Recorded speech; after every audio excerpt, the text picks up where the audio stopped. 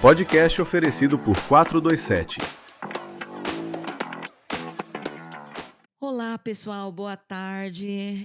Esse aqui é o primeiro podcast da 427. Nós estamos com uma rodada de podcasts institucionais e o nosso objetivo é trazer para vocês conteúdos dos nossos principais clientes, ideias, sugestões e alternativas para o nosso negócio. E hoje a gente tem um convidado muito especial. Um convidado que, além de ser um dos nossos clientes, é nosso parceiro e está bastante engajado nas nossas soluções e tem acompanhado até em alguns eventos, né? Nós da 427 temos suportado eles, toda a empresa e toda a estrutura. E o Alex tirou um tempinho dele para estar com a gente. É um prazer recebê-lo, Alex. E desde já eu já apresentei você com a nossa camisetinha, nossa queridinha, aqui, ó, para você.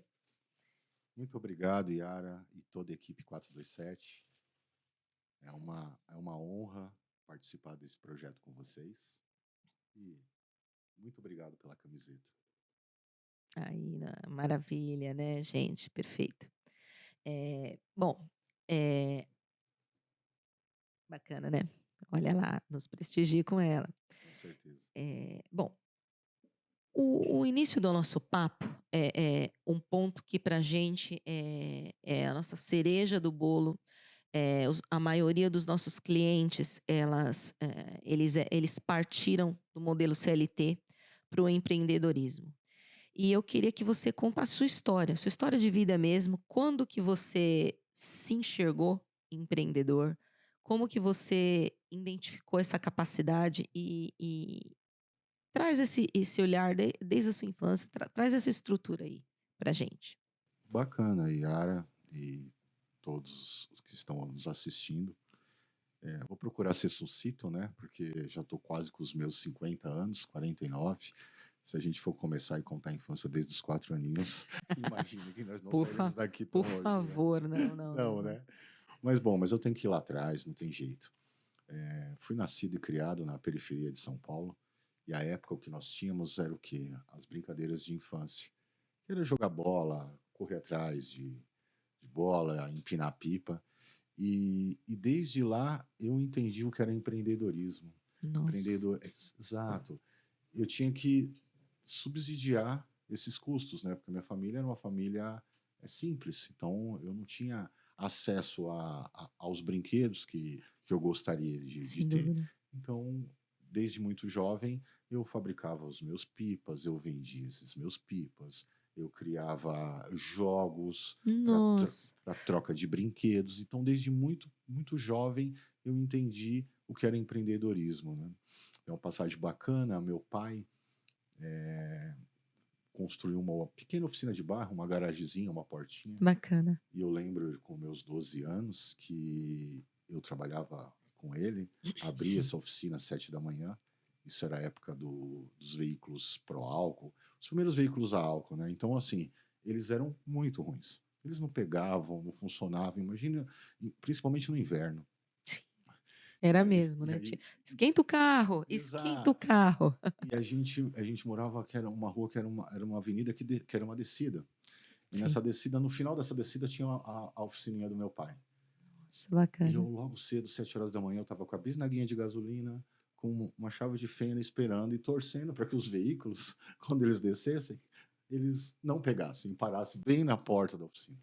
Nossa. E ali, eu já com aquela bisnaguinha de gasolina, já fazia e acontecia, né? Olha que bacana. O pessoal Poxa. estava feliz. Antes do meu pai chegar para trabalhar, eu já tinha feito alguns troquinhos, né? Dinheiro de hoje, 10, 20 reais. Daqui a pouco estava com caixinha ali, logo antes das 8 horas da manhã, a gente já estava com caixinha.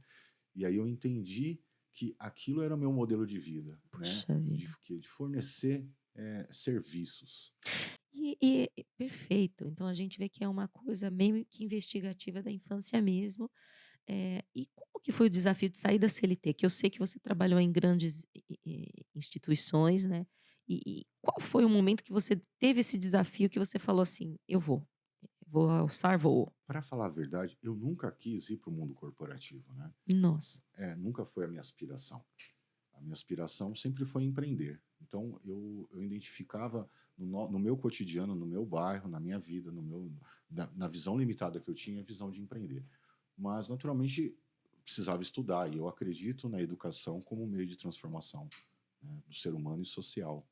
E eu tive a oportunidade de fazer o Senai, que abriu as portas, a mente, o conhecimento, aquilo que faltava, que sobrava de empenho, de dedicação para o empreendedorismo, faltava na parte técnica. É. E aí o Senai me trouxe isso, me trouxe a disciplina, me trouxe o comprometimento, aliado ao perfil empreendedor, foi um impulsionador da minha carreira. Isso muito jovem, desde muito jovem. A partir dali eu fui para uma grande empresa, uma estatal. Eu trabalhei durante muitos anos, mas como eu disse, nunca fui feliz trabalhando sentado atrás da mesa do escritório. Sim. Embora lá foi a minha formação e era bacana, porque eu trabalhava na área de projetos, ora eu estava trabalhando na área de projetos, ora eu estava trabalhando em compras, ora eu estava visitando fornecedores. Isso foi dinâmico e isso que me deixou ficar bastante tempo nesse local de trabalho. Mas eu sempre buscava alternativas secundárias para a subsistência, né? Você sentiu incômodo, né? Sim, se sentiu incômodo. E aí fui para outras empresas, aprendi a trabalhar na área de vendas. Embora a minha formação é técnica, Certo. então, formação técnica, fiz Senai, estudei as disciplinas da área técnica, voltado mais para a indústria de usinagem, corte e conformação, mas o meu tino sempre foi para a área comercial. E aí nessas empresas eu tive a oportunidade de fazer uma transição suave da área técnica para a área comercial. E eu Nossa. consegui aproveitar o melhor dos dois mundos. Então, quando eu visito um cliente, eu visitava à época, eu trazia a bagagem do técnico e usava o Mas comercial. sempre ali com a curvinha para pessoas. E agora ele até deu um spoiler, né? Ele deu aí esse spoiler de citar a usinagem. Ele trouxe aqui para a gente a ideia principal, que agora ele vai começar a falar da Burtin, né? Sim, Nosso cliente, e importante citar que o olhar para a educação é fundamental, né? Então, fala para a gente em que momento entrou a Burtin. a Burt foi natural também. Eu trabalhava numa empresa, dos maiores fabricantes de máquinas e equipamentos da área de usinagem no Brasil. Acho que muitos conhecem dessa área, chamava Votan. Ela foi adquirida posteriormente pelo grupo Taurus. E ali eu consegui construir a minha carreira nessa área de desenvolvimento de tecnologia e na área comercial. Tive excelentes professores. Nossa, que Os bacana. professores foi uma grande transformação na minha vida. Como toda indústria brasileira, genuinamente brasileira, ela sofre com a sazonalidade do nosso mercado. Nós trabalhávamos com bens de capital. E quando se fala de bens de capital, a gente necessita do quê? De uma economia estável para trabalhar. Sim. E para você manter um negócio desse é muito difícil no Brasil. Difícil. Poucas empresas conseguem mantendo com um mix de produto muito pequeno. E nesse contexto a gente percebeu que o mercado brasileiro não era o suficiente para suprir uma indústria que nós tínhamos, embora era uma indústria fantástica, de excelentes equipamentos, com origem alemã.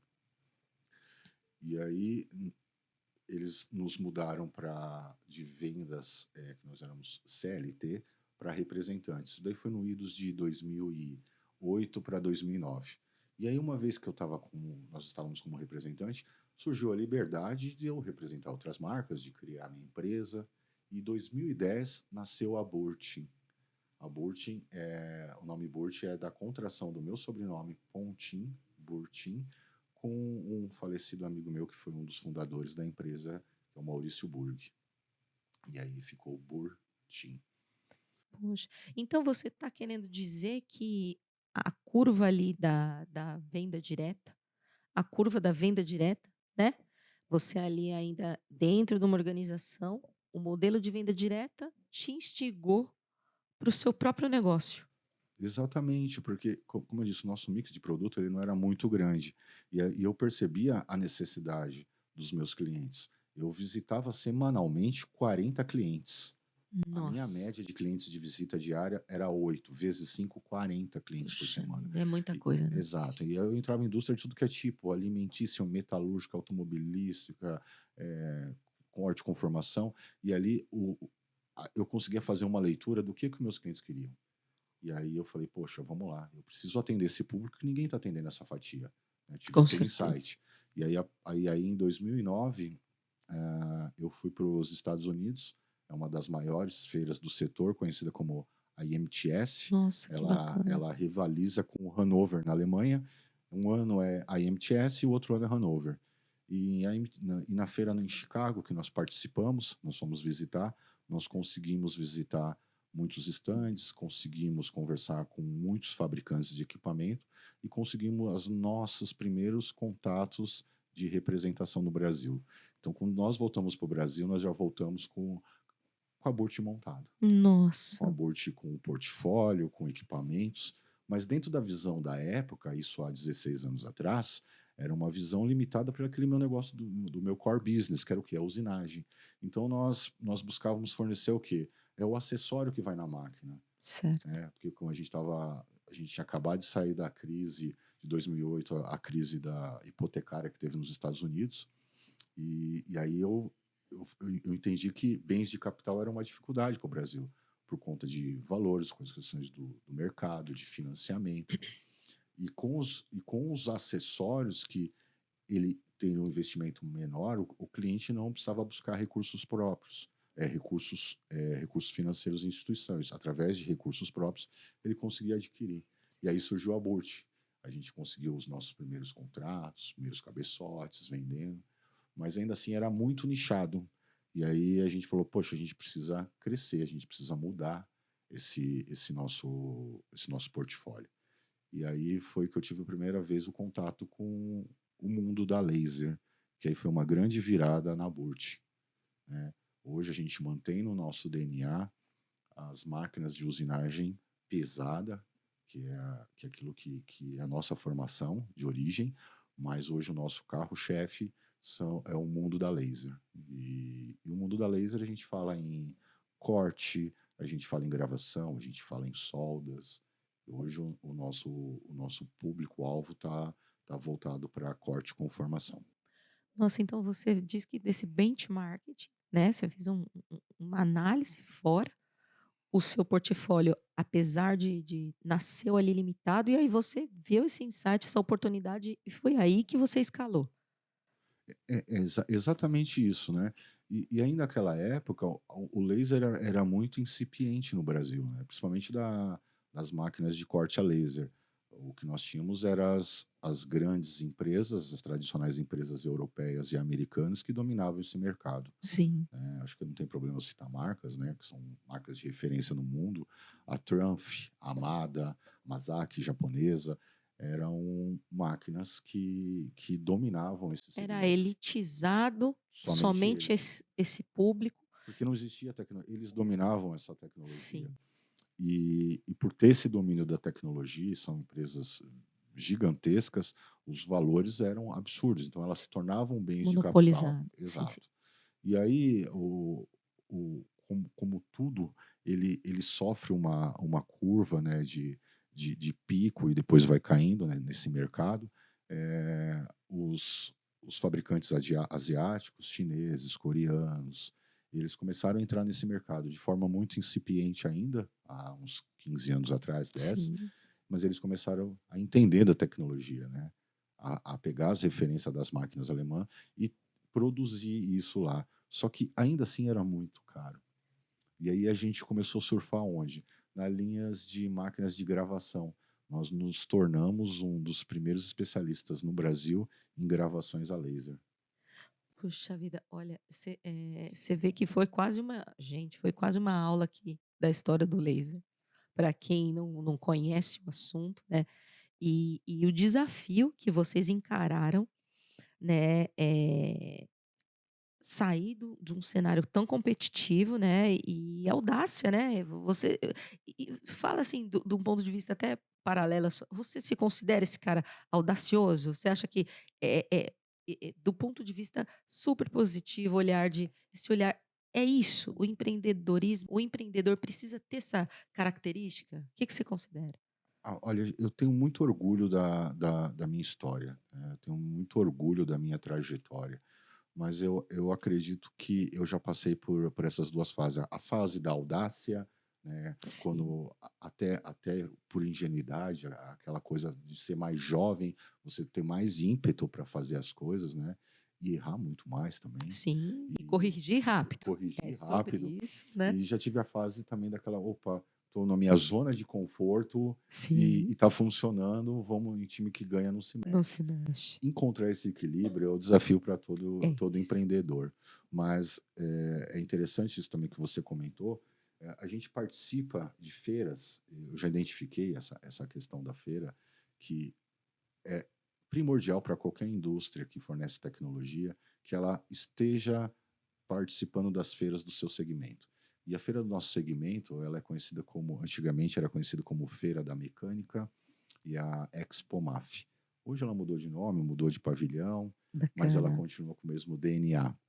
E nós participamos de todas as edições, desde a fundação da Burt, quando começamos pequenos, conseguimos um contrato, uma posição, porque era totalmente disputado. E um adendo, né, e agora nós somos parceiros, né, isso é um serviço prestado pela gente, a gente participou, né, acompanhou a Burtin, e Sim, então a gente também presta esse serviço de fazer esses acompanhamentos dessas feiras, pra suportar os nossos clientes, criar mídias do nosso cliente dentro de um evento que não é do nosso cliente. Olha que desafio, foi bem legal esse trabalho, continue com a gente. não, foi bem bacana. E você falando sobre a feira que nós participamos em maio, conhecida como FEIMEC, a 427 esteve lá conosco todos os dias, fazendo filmagem, take, conhecendo os nossos clientes, entendendo da nossa história, entendendo do nosso core business. Chegou um momento que a gente estava com tantos visitantes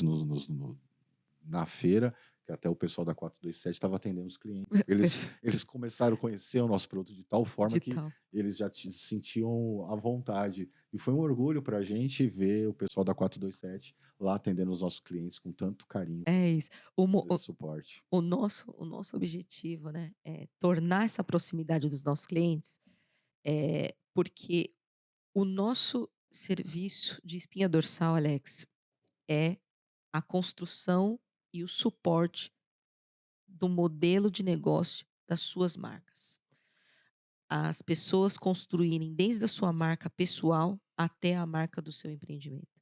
E apesar da Burtin não ter entrado com a gente nesse início, né, porque você já tinha sua marca, a gente tem o nosso objetivo de continuar suportando você cada vez mais no seu negócio, no conhecimento do seu negócio e no olhar de apresentar o seu negócio para o mercado, né. Na verdade, o site que foi feito, a gente teve uma revisão há 2, 3 anos, foi a 427 que fez. Ah, E foi um trabalho incrível, é um site lindo, que agora vocês estão fazendo uma segunda uma revisão, repaginada. uma repaginada, estão trabalhando com a gente nas nossas mídias sociais, que está dando um orgulho, criando esse conteúdo. Nós vamos participar agora da Mac Show, que vai ser em agosto, início de agosto, e fico muito feliz que vai estar a equipe da Com 427 lá certeza, conosco, trabalhando lado a lado. É uma parceria que tem dado muito certo. tem dado certo. E o futuro do laser? Que a gente tem 2 momentos aqui, o futuro do empreendedorismo no Brasil, porque como a gente fala, né, a gente tem estado em comunidades de educação, então a gente fala para muitos jovens empreendedores de todos os segmentos, apesar de nosso core, um olhar para a tecnologia como serviço. Diz para gente, responde para a gente essas 2 perguntas. O futuro do empreendedorismo no Brasil, como que você tem enxergado? E o futuro do laser, né, o futuro do seu produto, do seu negócio. Olha, falando sobre empreendedorismo, né, eu trabalhei em empreendedorismo na prática, né, fazendo um adendo, eu trabalho hoje como colaborador numa instituição de caridade E eu trabalho justamente com esse tema, Yara, com o tema do empreendedorismo. Então, a gente atende famílias carentes. Nossa, que bacana. Uma instituição chamada Casa do Caminho, ela fica em Santana. É legal citar, quem quiser conhecer está convidado. Poxa, É um bacana. trabalho muito bonito, que ele não só atende a- o pessoal do entorno, né, as famílias carentes, mas também nós temos algumas atividades interessantes. E uma delas é o quê? É o empreendedorismo. O pessoal é bem antigo, eles usam o termo Ensinando a Pescar, que é um programa da década de 80. Eu já Ensinando. tentei mudar isso, mas não, não dá. Eu sei como é que Mas é. é um programa bonito. E aí a gente pega essas famílias que estão em situação de vulnerabilidade e tenta passar o que que é esse empreendedorismo. A pessoa, a partir do empreendedorismo, a partir do que ela tem. Não tem nada? Nunca ninguém tem nada. Sempre tem alguém que tem em casa. Alguém tem um fogão que ela pode empreender. Ela tem uma habilidade. Ela sabe fazer alguma coisa, sabe Bolo, cozinhar, vender, né? É uma vender e coisa. trabalhar. Isso é uma coisa que a gente faz lá na casa, né? Eu tenho muito carinho de participar e aprender. É como um embrionário do Sebrae, né? O Sebrae é para aquele que já está quase pronto, que já tem ideia do negócio, Sim, que falta o que fechar alguns pontos. Lá não. Lá a gente trabalha com o ser humano na base. sim.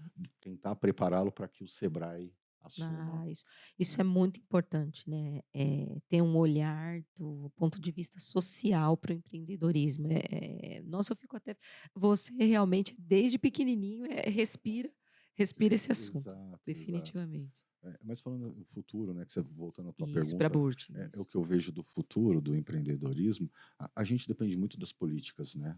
Das políticas sociais, das políticas do governo, e a gente passa pelas essas fases de transição, como nós estamos passando É um hoje. ano, É um ano crítico, é um ano crítico. é um ano de eleição, é um ano de Copa do Mundo, e é um ano que a gente tem que observar.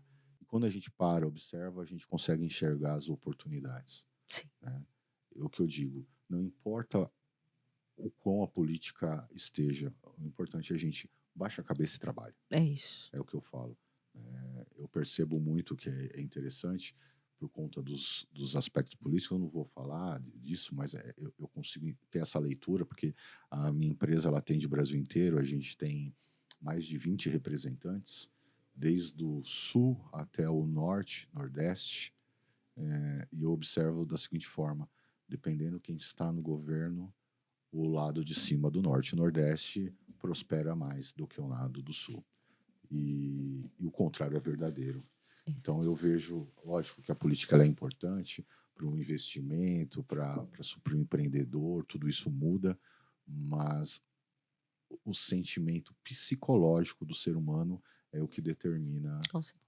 O trabalho, o né? trabalho e o sucesso que vai ter, Com certeza. né? O trabalho, ele engrandece a nossa capacidade, cognitiva e, consequentemente, produz, né, a gente se sente útil e o empreendedorismo, ele transforma as nossas vidas, de maneira quase que geral, né. E por último, vou fazer um bate-bolinha aqui com você, de perguntas, eu falo uma coisa e você diz outra, Vai ser legal. e Vamos é lá. isso. Então assim, Mas eu acho, desculpa te cortar, mas claro, eu acho que imagina. você perguntou do futuro do laser, né? Eu falei de tudo Sim, menos do futuro do laser, né? puxa, Eu gostaria verdade. de saber do futuro do laser também. Porque se eu souber do futuro do laser, eu acho que eu já vou estar na frente dos meus concorrentes. Mas para os Mas, perfeito.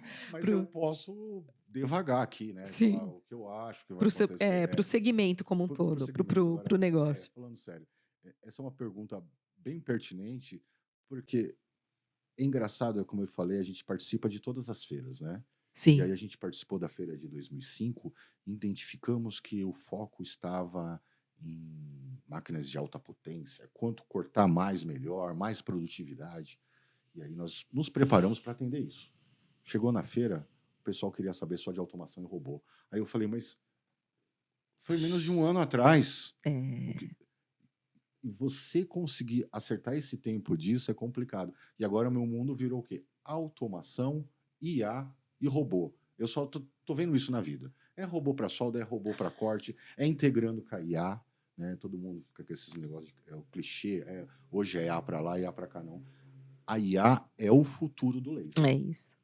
A IA é o futuro de tudo, é o É do futuro laser. das Quando coisas. você coloca IA, máquinas inteligentes com sistema de visão, você, você tira um pouco do erro humano da operação.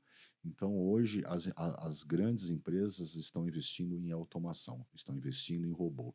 E hoje a gente tem no nosso portfólio, a gente conseguiu desenvolver um novo fornecedor que eles possuem no portfólio máquinas inteligentes. Então, vem um robô, ele identifica um material que ele precisa ser unido através de solda e ele automaticamente faz. Ele vê a peça, você não precisa programar, você não precisa ter um operador nem programar esse Olha robô. que Esse bacana. robô ele é 100% autônomo. Ele faz o sistema de escaneamento, ele escaneia esse material, aí ele faz uma nuvem de pontos e a partir dali ele determina todos os aspectos para fazer a junção. Isso é uma coisa que a gente está trabalhando. A gente está com um piloto disso numa indústria, tanto no Espírito Santo, que a gente tem uma base muito forte de clientes, como em Bacana. São Paulo, em Arujá. E eu acredito que esse é o futuro do laser. Isso. É o futuro do laser é a tecnologia. Mas não só a tecnologia. Como eu estava falando, o laser atualmente ele se popularizou de tal forma que as máquinas se tornaram tão, mas tão baratas que ela se tornou acessível para uma base de clientes que antes não tinha acesso a essas tecnologias. Então, hoje, para Nossa. você ver, a gente tem uma base instalada também grande lá em Fortaleza, no Ceará, e temos clientes que é de uma pequena serralheria que fabrica portão. Ele comprou uma máquina de corte a laser, ele comprou uma solda laser, está escalando o trabalho dele, Você e vê. foi só possível por conta do barateamento da tecnologia. Sim. Isso é muito bacana. Isso também é uma Acesso, né? Isso dá acesso, acesso. acesso à tecnologia, acesso à informação, né? O grande problema disso é o que é a formação. Hoje a gente ainda tem no Brasil uma dificuldade muito grande na área de educação. Como esse negócio do laser deu um boom nos últimos anos, 10 anos, falta operadores, falta quem conhece, faltam técnicos. Então esse é o grande desafio no momento, é, é operadores, técnicos, quem opera essa tecnologia.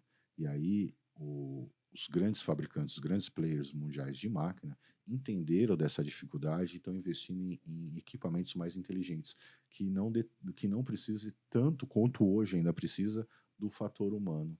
São É. máquinas inteligentes que ela identifica a falha antes de quebrar. Porque atualmente hoje não, hoje uma máquina ela depende exclusivamente do operador tá ali observando no pé da máquina. Ele não pode sair e largar a máquina, porque a máquina pode sofrer algum problema, esse problema escalar e ser muito caro. Sem E dúvida. essa é uma coisa que a gente sofre hoje, é a dor de todos nós.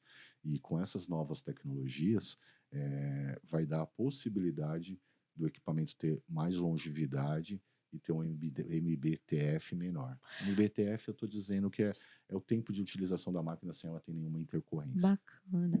Então você está dizendo que eh, as capacitações que os operadores hoje as habilidades que os operadores têm, elas vão ser modificadas em virtude dessa informatização que vem acontecendo na operação, e você enxerga a Burtin colaborando com esse lugar? Sem dúvida, porque hoje realmente é a dor do empresário. A dor do empresário, ele investe em máquinas, investe em tecnologia, mas quando ele investe em máquina, ele espera que ele está investindo num serviço. Isso que às vezes não acontece. E onde que entra a Burt? A Burt não vende máquinas, né? Máquinas vende de qualquer lugar. Você hoje entra na internet, no Alibaba, você vê máquinas de tudo que é cor, tipo e tamanho. O que a gente faz é um trabalho de consultoria. Então, eu entendo a sua dor, eu entendo o que você precisa fazer, eu entrego um equipamento somente como uma ferramenta de trabalho. E o que a gente faz justamente é pegar você pela mão, é ensinar você a usar essa ferramenta da melhor forma e você entender quando você tiver algum problema com ela, que vai ter alguém para te ouvir, te entender e resolver o teu problema. É isso que a gente faz. Perfeito. Bacana. Poxa, eu tô sinceramente encantada com esse assunto.